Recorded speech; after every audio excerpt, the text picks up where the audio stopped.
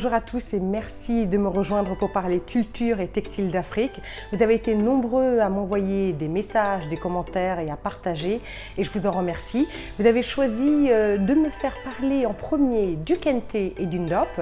Donc aujourd'hui je vais commencer par le kente, mais avant cela je vous demande de vous abonner. C'est tout simple, il suffit de cliquer sur la notification qui se trouve en rouge, c'est écrit s'abonner en rouge, c'est en bas à droite de la vidéo. C'est un geste simple et gratuit, mais qui est important pour nous, important pour la chaîne YouTube. Ça nous permet de vous offrir de nouvelles vidéos. Donc merci de vous abonner si ce n'est pas encore fait.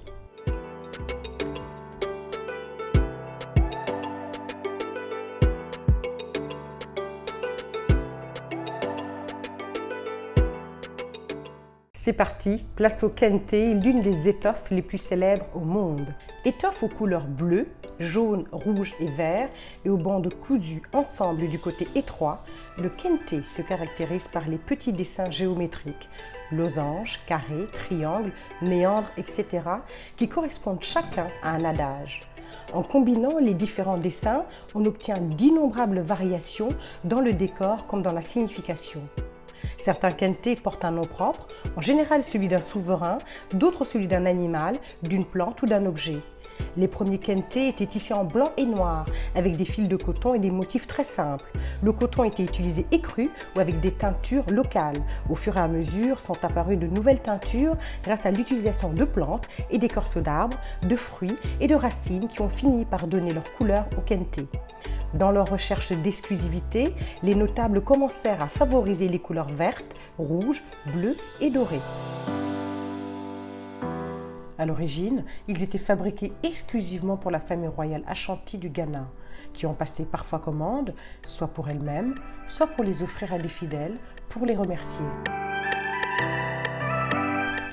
Non seulement cette étoffe était réservée à l'élite dirigeante, mais chaque motif était tissé spécialement pour le roi, la reine-mère ou les nobles.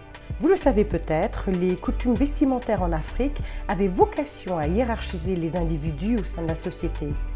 Les étoffes des souverains n'avaient souvent rien à voir avec celles du commun des mortels et les différences portaient aussi bien sur les techniques de tissage que sur les motifs et les couleurs utilisées. L'exemple du kente est peut-être le plus parlant.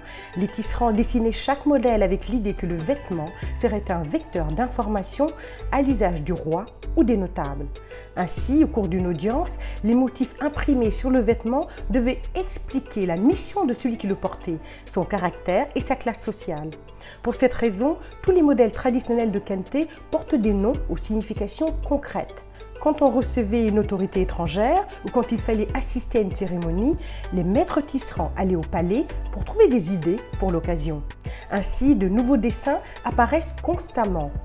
Si à l'origine le kente ne pouvait être utilisé que par les rois, plus tard son usage s'est étendu à l'aristocratie.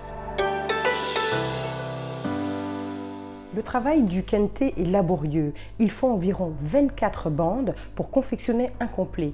Et à titre d'exemple, une bande de 10-36 cm demande pour un motif simple environ 4 heures de travail. Et pour un motif plus élaboré, il faudra au moins 8 heures de travail. Kente vient du mot kenten, qui signifie en oui, langue parlée par les Ashanti, un panier, en rapport avec la forme des motifs de raffia imprimés sur le tissu. Les Ashanti eux-mêmes préfèrent lui donner le nom d'un sandoiseau, un terme qui décrit le processus de fabrication, une étoffe tissée par un métier. Un mythe entoure l'origine du kente, celui de la toile d'araignée.